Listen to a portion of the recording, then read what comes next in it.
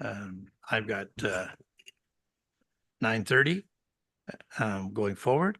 And so on behalf of the board, we acknowledge that York Region is located in the traditional territory of many Indigenous peoples, including the Anishinaabe, Honenoshi, Huron-Wendat, and the Métis people, and the treaty territories of Honenoshi, Mississaugas of the First Credit Nation, and the Williams Treaty First Nation. Today, this area is home to many diverse and Indigenous peoples, and we recognize their history, spirituality, culture, and stewardship of this land. We also acknowledge the Chippewas of Georgina Island, the First Nation, as our closest First Nation community. Members of the board, is there any disclosure of interest? We have Mariel and Madeline on the screen, and is there any disclosure? I'm not seeing any. So members of the board, our game plan this morning is to go through the presentation. I'll turn it over to the chief, and then the chief will turn it over to staff. We have one deputant, the good mayor from Vaughan, Mayor Del Duca, will speak after the presentation. And before we get into the report itself, I need to take you in camera for some issues regarding the budget. We'll discuss those in there and come out of in camera and go to the report that's on, at 6.1. And then we'll do everything from there. And then there's a verbal update on the board, this workshop, which the province is into. So that's really what the agenda is about this morning. So without further ado, Chief, I've seen your slideshow, went over it, and looks like a good budget. So let's see how we go today. Go ahead, sir. Your show. Thank you, Chair. Greatly appreciate it. Good morning to all board members. Mayor Del Duca, thank you for being here. And I just wanted to start with a couple of comments, and then I'll turn it over to our staff here. So just to know that we've worked incredibly hard over the last 6 months with the region and with our staff and our deputies here to make sure we provide a budget that is to address the changing complexity of crime in this region, to increase our visibility and engagement with the community, and for the future growth in what is the second most diverse community in all of Canada. So as you know, with that comes a lot of complexities, a lot of changes, and the need for us to be alive to that and produce a budget that we believe and we know will address all of those issues. So without further ado, I do want to say in advance, thank you, a huge thank you to our Executive Director of Finance, Jeff Channel, and our Acting Senior Manager, Lindsay Liu, who will take you through the presentation. And once the presentation's over, I, the deputies, or any of either Jeff or Lindsay can answer any questions you might have. So Jeff and Lindsay, I'll turn it over to you.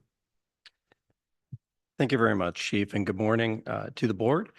Today, we're giving an overview of the 2025 operating and capital budgets, and we're going to be focusing on our business plan alignment. We started this time last year with a focus on strategically aligning with the business plan. We're advancing that this year. We're giving an overview of crime trends because that's what this budget is all about. It's all about addressing the increasing crime trends and reversing them. We're going to give an overview of the operating budget, a tax levy impact of $441.5 million. That's a $31.4 million increase from 2024. It's a 7.7% increase. The capital budget you'll see today is $32 million in 2025.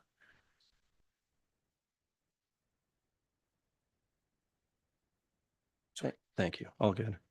And that includes capital spend authority. This is multiple year budget allocations, capital spend authority of $40.1 million. We'll finish this presentation with key messages and our recommendations reflected in item 4.1 of today's agenda. So first on timelines, we met in March initially to talk about the timelines outlined by Treasurer Marabella and the Office of the Budget team, the great partnerships that we were working with over at York Region, and talking about the budget allocations received. We did get interim direction that this is a different budget year, and we really appreciate the board's time into this budget. We had finance committees in May 24th to talk about the operating budget, and in June to talk about the capital budget, and receive the board's feedback on those proposals. Today is an approval date for the board, our first step of 2 steps in approving the budget. And it goes then to the treasurer's tabling, which is expected on October the 24th, the chief's presentation to committee of the whole, November the 7th, and finally a budgeted approval by council on November the 28th. On August the 27th, the chief provided an update to the media on 2024 year-to-date crime trends. I want to emphasize that the chief's comments. He said that York Region remains one of the safest communities in Canada, but has experienced an increase in violent crime trends. The chief was mentioning a 92% increase in gun crime. He was mentioning a 106% increase in carjackings. What you have in front of you today is our 5-year crime trends. This is 2023 over 2019 and its impact on community safety. So first of all, there are 3 items out of our top 12 that have been decreasing. 9 of these items have been increasing. I'll draw your attention to the bottom row to the far right, which is weapons violations for firearms and weapons violations from others. Both are up over 50%. Another increase to highlight is theft of motor vehicles. This is the far right column, second row, a 240% increase over 5 years. And robbery. So this is the second row, second from the left, up 50% over 5 years. To put this into some perspective, the population growth of York Region in that time is about 8%. So last year, we started on a better and tighter integration between the budget and the business plan. The fast forward, we've been able to this year, because of the size of the staffing plan, fast forward a number of priorities within the board's business plan. And again, this enables progress towards the board's most pressing concerns. And again, we'll get to all of these items in the upcoming slides.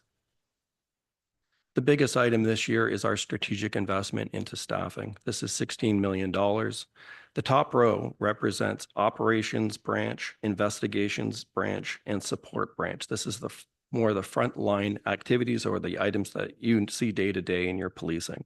So starting from the top left, there's a $4 million investment into the investigations branch. So this is 43 new members. This is a large lift to this area, 34 officers, 9 civilian staff. And it focuses on areas of holdup, cargo, auto theft, financial crime, and tactical intelligence. This is a big lift to investigative capacity at York Regional Police.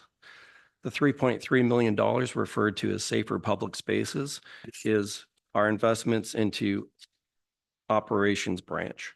So this is 34 members, 23 sworn, 11 civilians, and of those 11, 9 of the 11 are community support officers. These are civilian positions that free up time for frontline officers. So we've got 34 members into safer public spaces.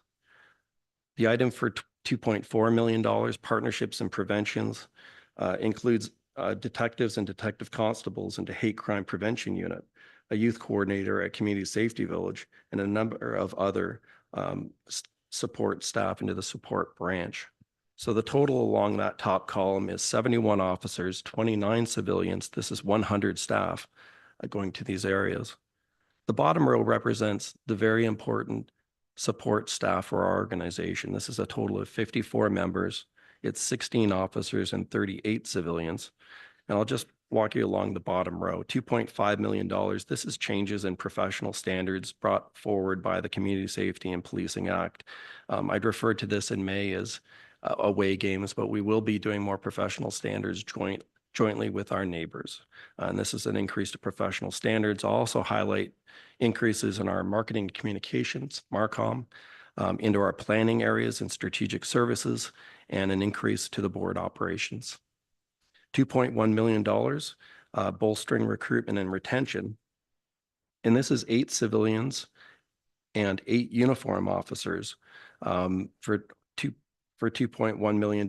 This is into our people wellness and talent areas and our corporate development. This is about being able to hire the staff, training and education, outreach, and so that we can hire the staff that we need over the upcoming years. The remaining of the staffing plan relates to the administrative branch, and it's areas such as fleet specialists, auto mechanics, and facilities positions. But this budget is not just a one-year budget. We've established that there is up to 304 positions. And as we move into the outlook into 2026 and beyond, it's addressing these 4 areas. And these were themed areas that the chief spoke to at Regional Council on May 30th. His presentation, Future of Policing, outlined a number of areas. On the uniform side of our business, again, we'll be seeking additional resources to address the important crime trends that we're seeing and to seek safer communities for across all of York Region. There will be civilian police professionals, and this is positions needed to drive innovation as well as have new approaches to policing. So getting into our numbers, on the 2025 column in the middle of the slide, the request is gross operating expenditures of $484.5 million. By removing revenues, the net expenditure or the tax levy portion is 441.5. That ratio of about 91% funded from the tax levy is consistent with prior years. The capital plan that my colleague Lindsay will be overviewing with you shortly is $237.1 million over 10 years, $32 million in 2025. And again, multiple capital spend authority for multiple years will be $40.1 million. The board is familiar with this slide, and this pie chart shows gross expenditures of $484.5 million. The big section in blue at 85% has remained about the same year over year for several years. So this is salary and benefits. Most of our costs is salary and benefits. We do have some changes to general program, financial and occupancy, which I'll show you in the next slide. So this slide shows our incremental budget of $31.4 million and the components. These are the 5 levers that we refer to.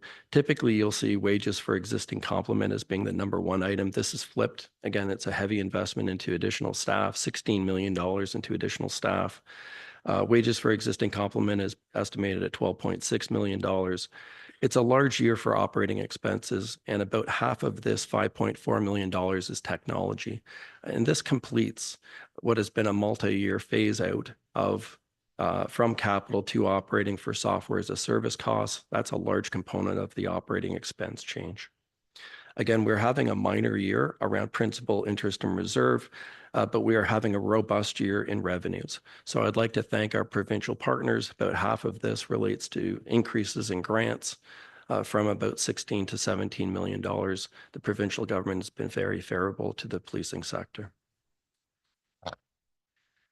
We always talk about efficiencies and savings each budget year, and there are a number of them happening at York Regional Police. This list and more was shared on May the 26th, but I do want to highlight the Community Support Officer Initiative. This puts civilians into these low-risk calls for service, freeing up officers for higher value-added duties. So again, this budget adds 9 positions for community support officers. This is a big lift in this area and one that you'll probably see in future budget years. And now over to Lindsay to overview the capital. Thank you, Jeff. Our capital plan is developed to provide the infrastructure supporting policing services. And it's also in accordance with our asset management planning. So this is to ensure that not only we address our current needs, but also we're prepared for our future opportunities and challenges. So just to recap an overview of our capital request. So we're requesting $32 million for 2025 and $40.1 million for the capital spending authority and $237 million over 10 years. So these proposed capital is consistent to the presentation provided by Jeff during the June 26th Finance Committee meeting. So the only difference that you will see here is $2 million of the rebudget, so which is moving the funds from 2024 to 2025 for the helicopter hangar project. So this is requested based on our latest construction schedule.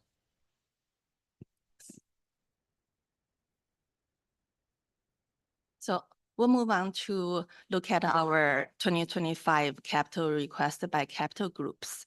Vehicle is for this year is our largest requested capital groups, requesting $10 million. So this includes the replacement vehicles and the vehicles for additional staff. So within this capital group, I would like to address one of the questions asked in the June 26 meeting regarding the electrical vehicle. So I can confirm that our fleet capital plan includes a comprehensive roadmap for electrification. So this includes assessment of the needs and also identify the usage, and also identify the suitable vehicle groups, and to get our infrastructure, which are the charging stations, ready, so that to ensure us will carry along this project cost effectively and also environmentally responsibly. Then in our facility groups, we're requesting $8.9 million. So this includes the helicopter hangar project for $6.8 million for the remaining portion, or for its 2025 portion of the construction project. Then moving on to our equipment. So the equipment is a combination of the specialized equipment and the communication equipment. So within the specialized equipment, we are planning for our body armor for the active attacker regulations. So in this plan, we have selected the body armor plates that meets the National Institute of Justice standards. And also these plates will have a newer and lighter material, and which with a manageable weight about 2.2 pounds. And that provides the balance between mobility and safety for our officers. So also within this equipment group, we are also carrying along the cell phone repeater equipment project. So for this project, the project team and our procurement department are evaluating the option for the carriers to provide the equipment, but it does come with a cost. So they charge a per square footage cost. So then with this option, the project team is also evaluating to expand the invitation to the available vendors to see if we can open for RFP to ensure us to receive the best value and the best service throughout this project.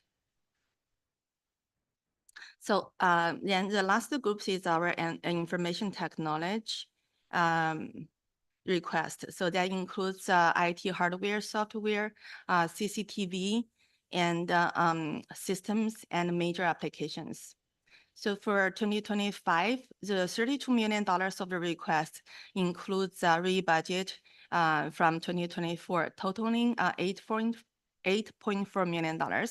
So the details of this rebudget is included in the attachment 2 of the board report. So when we look beyond the 2025, our 10-year capital plan it includes the projects that we plan down the way to address our long-term needs. So there are retrofit of our aircraft cameras, procurement of the marine boats, potential new district, and also new initiatives and replacement plans for the next decade. The detailed 10-year capital plan is included in the attachment 3 of our board report. So now it wraps up our capital request story. I'm going to hand over the presentation to Jeff. Thank you, Lindsay. And as part of our closing, I want to show you major community comparators. This is a little different chart than prior years. If you look at the north-south axis, this shows crime severity index, and it shows the highest crime severity index in Canada in Edmonton, Vancouver, Winnipeg, and then Montreal at the top, whereas you see York is the third lowest at the bottom of that north-south axis. East-west, and what's different on this chart this year is police per 100,000 population. I'd like to thank this idea came from a member of regional council who suggested that we show police per 100,000 population. I thank them for that suggestion. And it shows a level of service. So on the far right, Montreal, followed by Vancouver, then Edmonton, have the highest level of service by police per 100,000 population. York is currently the lowest at 130.3 officers per 100,000. What will end up happening with this budget request is that the York number will move by about 9. So we'll move more towards the middle of this slide, but we'll be higher than Ottawa and Durham. We won't be reaching Peel yet with this 2025 leg, but we will still be in the lower quadrant of crime severity and police per 100,000. So in wrapping today's presentation, again, this budget has been designed to align with the align and address growing crime trends and reverse them. It's done so by adding 154 additional staff across all of the areas that are outlined in the board's business plan. We've addressed inflation and technology costs being a leading driver in our expense side of our business. Lindsay has outlined a 10-year capital plan of 237.1, which provides sound financial planning in accordance with asset management planning principles. And from a respect for the taxpayer perspective, we're currently the lowest police per 100,000 population within the 10 largest municipal police services. This budget will move that level of service. Again, we expect to be the third from the bottom at the conclusion of the implementation of the 2025 plan. That plan is listed in 4.1 of your agenda today. I've listed out the budget recommendations if we have any questions and answers related to the recommendations themselves. Again, we're seeking $441.5 million in 2025.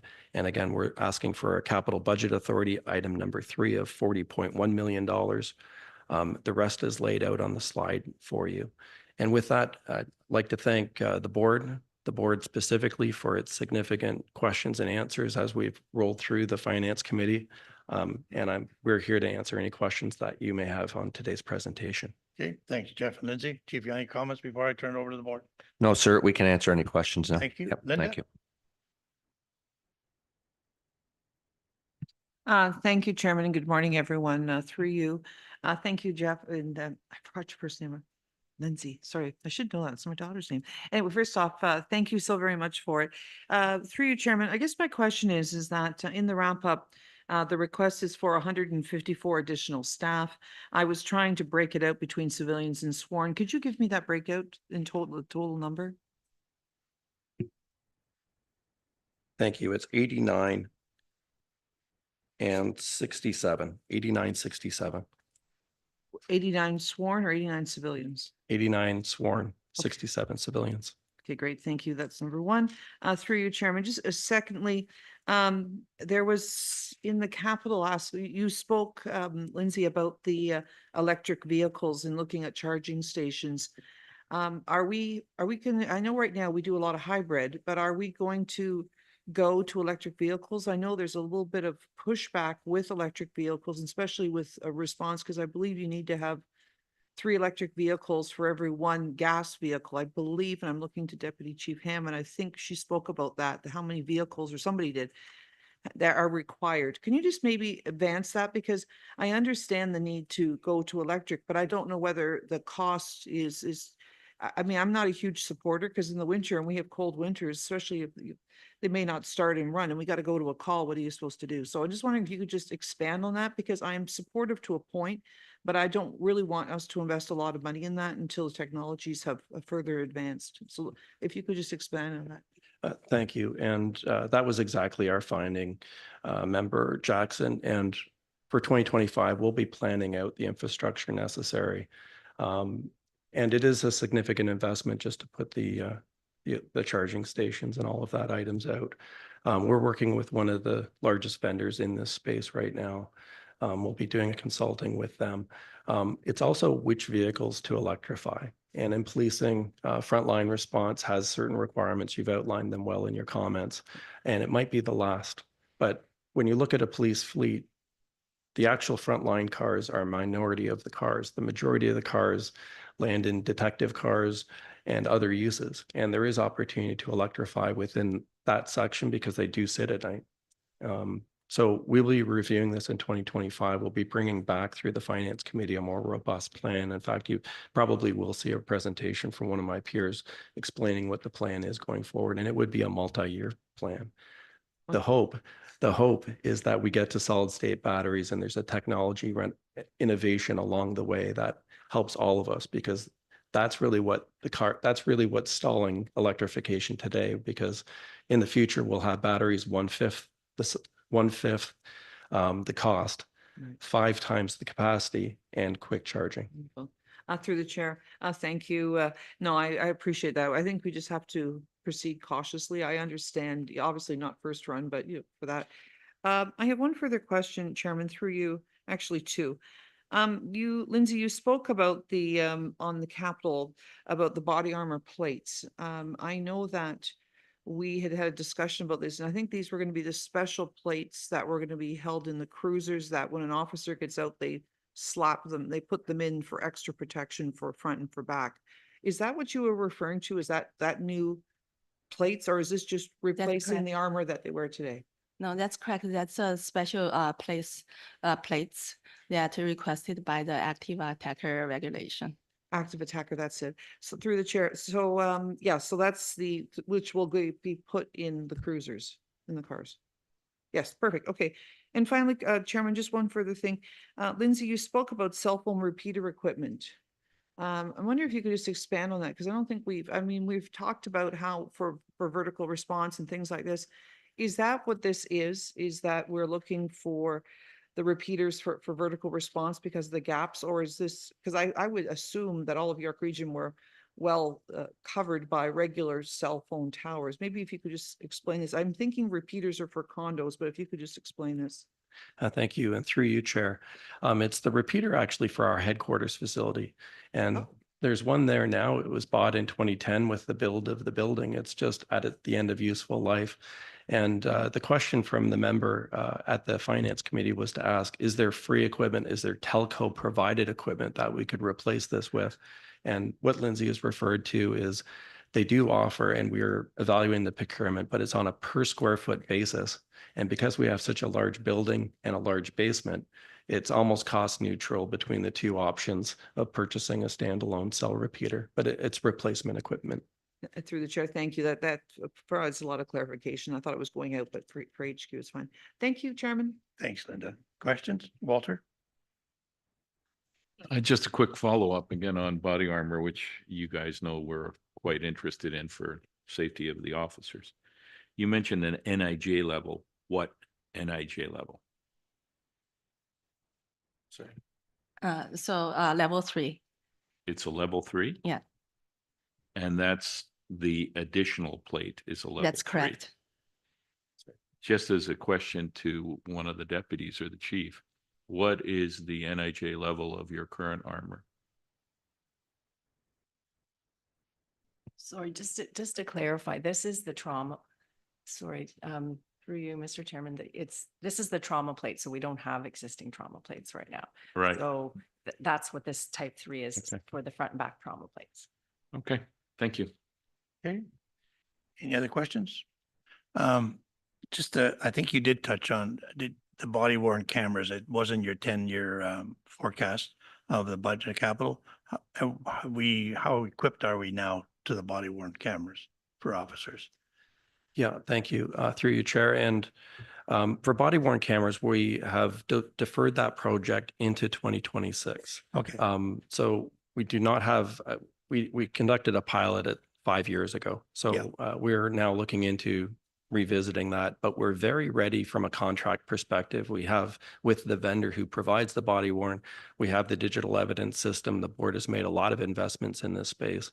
It's less, I'm not going to say inexpensive, it is expensive, but we have contracts in place with the vendor. It's a matter of financially lining this up and doing the change management piece of new equipment. That would be the bigger piece here. Okay, so we're looking at it. I know we looked at a pilot quite a while ago. Okay. Linda did touch on the breakdown, 89 to 67. That has to be more or less, maybe when we present the regional council, you need to probably say those numbers. If you do say them, but for me to sit and add them all up, it may be beneficial that we say, just so members of council know that there's 89 sworn, because I think some may think that we're putting 150 sworn officers on but I think you have to realize, they have to be realized too, the 67 pavilions are going to help more officers on the beat too, because there'll be less, they won't be in as much, so there'll be more officers on the foot patrol or on boots on the ground. So I think somehow you've got to explain that a little bit for the council, so they understand it's not just putting 67 people in a building, it's actually helping our frontline officers go forward. The final one that I had is you may get questions on the helicopter. As we all heard, that the province is coming through with some money on the helicopter for everyone but York Region, because we've stepped up our own. And excuse me, and I think the chief can explain that. We went through that. We could have been part of it, if I understand it, but maybe I think the chief should explain this to the board, because there are going to be questions to say, well, why come the province doesn't ante up to York Region? So there's reasons, and we've gone, and I think it's I think it's right that we need our own. And because we want to be able to pick, and we want to be say we need it in Vaughan or Markham this after tonight, then we have it.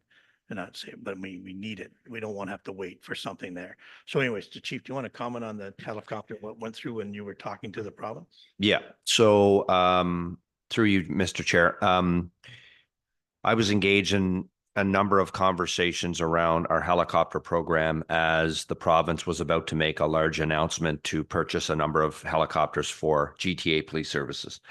As you've heard, the OPP will be policing the airways of Toronto and Ottawa, and Peel, Halton, and Durham, who already has a chopper, will be part of a program to provide air support around the GTA. The challenge for us was we've had a program here in York Region for the better part of 30 years, maybe just shy of that. Not knowing what the outcome of that entire program is a risk to me as to how does it pull our chopper away from York Region when we need it, when the goal really of the entire program is to keep air support flying at any given time in the GTA. As an example, if something happens significantly in Toronto, and we have something happening in York that may be, from a priority perspective, less of a priority, where's the chopper going to be? I don't know the answer to that. So before we move significantly to be part of that program, we should be very clear on what the impact of that would be on our residents of York Region. And that's really sort of a walk before we run on this one. I've advised them that we do want to be part of the program. We will assist as they build it out. It will take some time, but that's kind of where it is, Chairman. And the province was entirely happy with that approach from our perspective, knowing that it always is better to have your own versus being part of a bigger plan. So we always like to control our destiny. And the other thing is on those helicopters, I think it's 2026 or beyond when they will be coming to Toronto, Peel, and Halton. So it's not right away. And no disrespect to the province putting money forward. They have to be bought and put into service. And that's the next step. Anyways, thank you. I'm just going to get Steve to receive the presentation at this time, since there's no further questions. And then I'll go to the deputant. And then, like I say, we need to deal with something in privately on this budget before we approve the whole budget itself. Thank you. All those in favor? Against? The motion's carried. Mayor Del Duca, come forward. It's a pleasure. Maybe Jeff and Lindsay could step aside and the mayor can speak to there. And then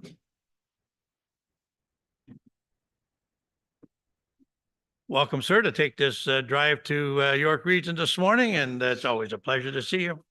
My friend, go ahead. Hope everyone can hear me okay. Yes. Well, good morning, Mr. Chair, board members, and of course, the extraordinary team led by Chief McSween and everyone else at York Region Police. It's a delight for me to be here this morning. Thank you for arranging beautiful weather as well. I certainly appreciate that. I obviously listened very closely to the presentation that was just provided. So let me say right at the very beginning of my remarks that I am very strongly in support of what you see in the recommendations that I know are coming before this board and ultimately will be brought to York Region Council in a number of weeks. I've been thinking a lot about the comments I wanted to provide today. And of course, when Chief McSween provided his update publicly a number of days ago, and you see this in the stats that were included in the presentation that was before all of you this morning, there's lots of really important numbers in there. And it's very evident that there's a need, and it's evident that this request in this proposed budget will help fill that need. But I wanted to spend a little bit of my time, or most of my time, and I promise I won't speak for too long. I wanted to talk a little bit about what's behind those numbers from my perspective as the mayor of Vaughan, but also as someone who has lived in my community close to 40 years. My wife and I are raising two young daughters, soon to be 17 and 13. Our older daughter has now got her driver's license, which is enough for me to lose my hair, but that happened years ago.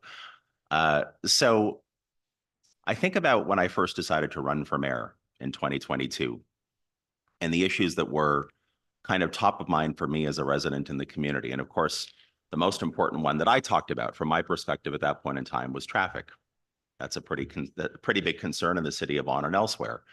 And that issue of housing affordability was kind of bubbling up. It's been talked about for quite some time. Those were the two big thrusts of most of what I talked about while running for mayor.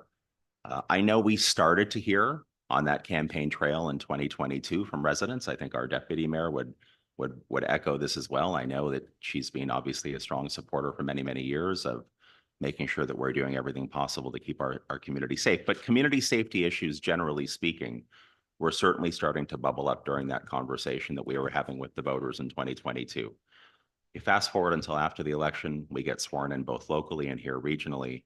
And I would tell you, and I guess if I'm being completely open and transparent here, I was probably a little bit unprepared as an incoming mayor for how the topic of community safety was going to very rapidly engulf almost everything else that we were hearing about.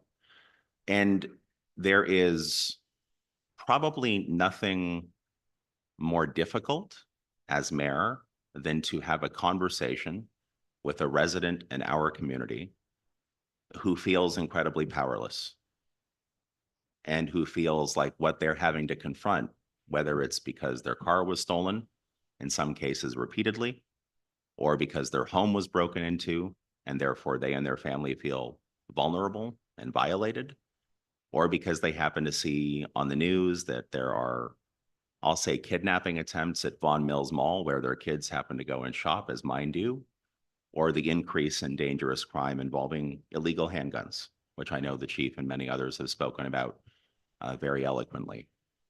And those conversations that I have with our residents, when I explain over the past couple of years that in fact we are providing more resources and more officers are out there.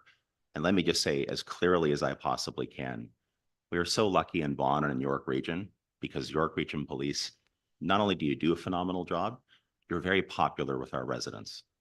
There is never a public occasion at Vaughan City Hall or out in the community when YRP is there and I mention them or whoever speaking on behalf of our council mentions and acknowledges them, that there isn't rapturous applause. There is. Our residents love you. They love the work that you do to keep them safe. They just want to see more of you. They want to see more of you out there doing the extraordinary job that you've always done. So I think about the numbers that are before us, again, very strongly in support of what's being proposed. You will hear me echo that as a member of York Regional Council when it comes before us as a larger body. But I just want everyone to keep in mind, it is about the stats, it is about the numbers, it is about the budget, and therefore the additional officers, the stronger presence, the new technology dealing with how we have to adjust and be nimble because crime and the complexity of crime is changing. We've heard that quite clearly, but it's also about a feeling. It is about a sentiment and it is about an emotion in the community. And from a leadership perspective, we run the risk, and I know we're not going to let this happen.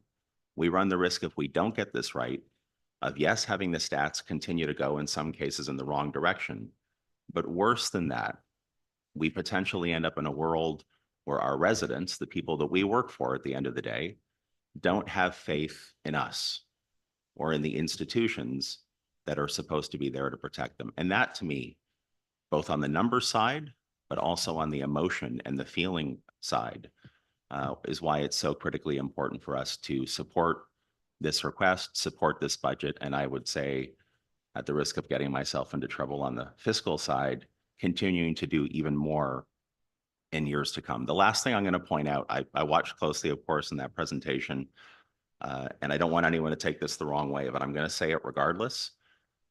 I know how important it is for us in York Region and certainly in Vaughan to talk about respect for taxpayers. That is something that's at the cornerstone of everything we do, and that should never change. And I know that the chief and the rest of the team are doing everything possible to layer over and above the new sworn officers and civilian members using technology and looking. But I just want to stress, not so much for council, but for our residents, it's a fine line between respect for taxpayers and showcasing that even with the boost that we're going to see in this year's proposed budget, that we are still closer to the bottom end of those 10 largest police services in this country. I'm going to tell you right now, at least in Vaughan's case, that is not a winning message. That is not a compelling message. I've said this on the floor of Regional Council before. I will say it again here today. If there is one issue, and only one issue, that I am prepared to go back to the people of Vaughan, knocking on their doors and telling them that we collectively have to pay a little bit more for, and I tell them that it's police, they will universally support that idea. So I just wanted to make sure, I know it's in the presentation, it's an important thing for us to showcase, but to do it in a way that helps people understand we're not celebrating that we're 7 out of 10. We have a full plan, or whatever the final number is. We have a full plan to deal with this, and that number is getting better because the challenges that we're all having to confront are getting more difficult. So with that, I just want to say, Chair, to you and to all of the Police Service Board members, thank you for everything that you do. I know some of you very, very well. I know how hard you work at this table. We are blessed to have all of you doing the work that you do, and I can't possibly say enough in terms of my own personal gratitude, Chief, to you and to the entire team, literally for everything that you have always done, and I know will continue to do to keep myself, my wife, my daughters, and our entire community safe. Thank you. Thank you, Mr. Mayor. And questions to the mayor this time? Just a couple comments, Mayor Del Duca. A few years back, we did what you just highlighted. Traffic was number one concern in a lot of people, the roads and the infrastructure. And, when we went to the BRT, we put funding, we put funding in the subways, and that we've done that in the 1%. But the last couple of years, as you stated very well, is that the housing and the homelessness was our big issue. It was coming not just in York Region, but from all across the province and probably across Canada. But now it's safety. It is what people are asking for, and more so. And so it's time that now we've done the community and health services. We've put 1% away to help our programming. We've done the traffic, and we've done the infrastructure for roads and that and infrastructure itself. And we are looking at putting housing and homelessness. But now it's the police, and that'll come loud and clear when we present this budget to York Region Council. It's time. It's time to do the right thing, and we will be putting boots on the ground. I think the numbers are there. Yeah, when you're lowest per capita, you're also lowest in the number of officers, so it works that way. But we will eventually catch up and be in the middle. I don't think we need to be number one, but we could be in the middle. I still think, and overall, we are one of the safest regions in the province, if not in Canada, going forward. But like I said, I think you've said the 3 points that we have done, we've tried, but the police never really did take a backseat. I'll be honest with you; they were always getting their numbers. I don't think there was. I've sat here for a long time around this table, not this much this one, but the Region Council. I don't think there was one time that we actually said, no, we're going to cut the police budget. We never have and never did. But did we fall short? I'm not sure. I think that the crime and the safety came out a lot stronger in the last 3 or 4 years, as you know, with the car thefts and I can't get over how people use guns and knives, and they can just walk up to that one lady in the Vaughan Mills Mall, and I can't get over how does people just go up and do that? I don't know. That's beside the point. But anyways, thank you, sir. I'll get, oh yes, Walter, sir. Oh. Oh, okay, sure. I didn't, okay, Walter, go ahead, Walter. Your worship, you've underlined a reality of the 21st century. Perception is reality. As density rapidly increases, particularly in a region like Vaughan, that perception issue is going to become more acute, and you're going to have more demand to our friends for visibility in particular. I mean, policing is obviously a complex enterprise. There's a lot of unseen policing, but to the resident on the street, again, with rapidly increasing density, the need for being able to see officers, whether they be in patrol cars or ideally being in the density of the vertical city that we were talking about briefly, is critical. And certainly that's something that does need to be addressed, because that expectation is going to go up acutely. This isn't going to taper off anytime soon. Quite the contrary. The expectation about the visibility of police is going to go up. And that means the resources that the chairman is referring to and that you're supporting really do need to be pressed in the direction of providing the chief and the ECT with the opportunity to expand that presence for reasons of demographics, but also for reasons of perception. Thank you, Chairman, through you. Thank you, Your Worship. Appreciate you coming up today and your kind words. I really, I do want to focus on the mayor's point. I think it's all about messaging and communicating. I don't believe we do not do a good job. I think our regional police, the officers do a great job. We don't celebrate that enough, and we don't use the right messaging for it. I think, to say, oh, we're still one of the safest communities is cold comfort to our residents, particularly in Vaughan, who have had, I mean, my own family, my daughter has had 2 vehicles stolen. I mean, like, it's ridiculous. Like, so I think the point that we just have to get the message out in a different way than we're saying before, like showing where we are. Oh, we're still one of the safe. That doesn't mean anything to our residents. I mean, I'm only speaking for Vaughan. I get emails and calls multiple times a week that people are afraid. I've said this before, and it's getting worse. I had a friend call me over the weekend. She wanted to buy a taser. I said, for what? I said, hey, you can't have one. But she goes, I want it for go for a walk with my kids. Just the other day, a friend of my daughter's, she came up and she was driving a high-end Mercedes SUV. She parked her car down by the Colossus. She went to the car and there were some random guys sitting in her car. We think she left it unlocked, but he was demanding cash from her. And it was helpful because the people in the store saw the interaction and called the police, who arrived very quickly. But this is going on all the time. I think that, you all do a good job, and I'm a huge supporter, this, but I think that we need to use different messaging. And I think even in the presentations, please, I mean, safest doesn't work for us anymore because people don't feel safe. I've lived in Vaughan since 1966.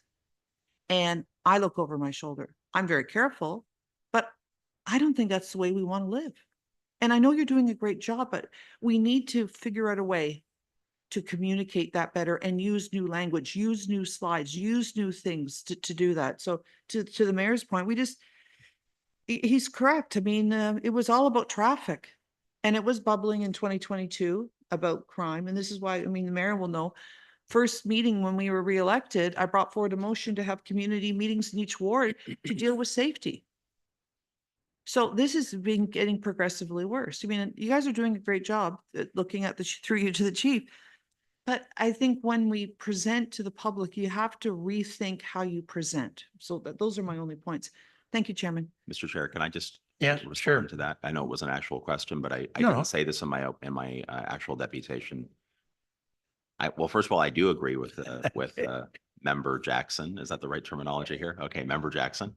But one thing I didn't mention, and this, when I talked about the feeling and how people are talking about this, especially in the communities where it feels like there have been repeated incidents, criminal activity. The other problem that we're facing now is that more and more people are talking about trying to take the responsibility on themselves. So in some of our more affluent neighborhoods, they've actually joined together and hired private security. That's happened in a few neighborhoods.